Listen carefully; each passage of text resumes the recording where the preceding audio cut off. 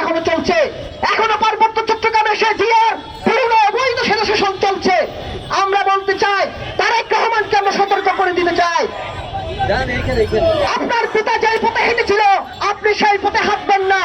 2024 সালে জুলাই গণঅভ্যুত্থানের মধ্য দিয়ে আপনারা যে রাষ্ট্র ক্ষমতায় বর্তমানে এই রাষ্ট্র ক্ষমতায় যে আন্দোলনের মধ্য দিয়ে আপনারা আজকের এই রাষ্ট্র ক্ষমতায়, আপনারা মনে রাখবেন পার্বত্য চট্টগ্রামের পাহাড়ি জনগণ গত জুলাই গণঅভ্যুত্থানে তারা সক্রিয়ভাবে অংশগ্রহণ করেছিল এবং এই পাহাড় চট্টগ্রাম পরিষদের নেতৃত্বে পার্বত্য চট্টগ্রাম সহ সমতলের বিভিন্ন শিক্ষা প্রতিষ্ঠানের শিক্ষার্থীরা তারা এই জুলাই আন্দোলনের সারিতে ছিল।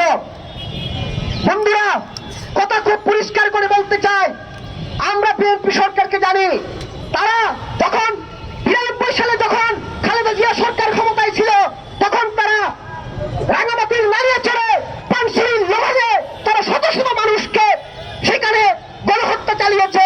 গণহত্যার দেশে অভিযুক্ত সেই সময় হচ্ছে বিভিন্ন মানবাধিকার সংগঠন কর্তৃক, এবং পাহাড়ি চট্টগ্রাম পরিষদ সে সময় বলেছিল যে অতীতে মেজর জিয়া যেই পথে হেঁটেছে একই পথে তার স্ত্রী খালেদা জিয়া সেই পথে হেঁটেছে।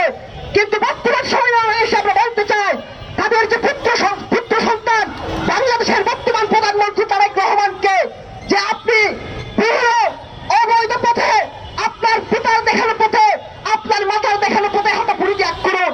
অন্যথায় আপনি যদি একই পথে হাঁটেন সেখানে পার্বত্য চট্টগ্রামকে সেনাবাহিনী দিয়ে সেনাদের ভূতের তলায় পিষ্ট করে রাখতে চান, ইয়া থেকে ক্যান্টনমেন্ট থেকে পার্বত্য চট্টগ্রামকে নিয়ন্ত্রণের স্বপ্ন দেখেন, তাহলে আমি বলবো পার্বত্য চট্টগ্রামের সত্য সমাজ, পার্বত্য চট্টগ্রামের জনগণ তারা অতীতীয় সেনা শাসনের বিরুদ্ধে বিদ্রোহ করেছে, লড়াই সংগ্রাম করেছে, এবং আগামী দিনে পাহাড় চট্টগ্রাম পরিষদের নেতৃত্বে পার্বত্য চট্টগ্রামের ছাত্রছাত্রীরা চুপ করে বসে থাকবে না। অন্তর্বর্তীকালীন সরকারের আমলে গঠিত সরকারের আমলে সংগৃহীত হওয়া গুইমারা গণহত্যা, খাগড়াছড়ি গণহত্যার বিচার করতে হবে। আমরা বিএনপি সরকারের দিকে আহ্বান জানাতে চাই, অন্তর্বর্তীকালীন সরকারের সময়ে এবং বিএনপি নির্বাচিত সরকারের সময়ে যে ধরনের মানবাধিকার লঙ্ঘনগুলো হচ্ছে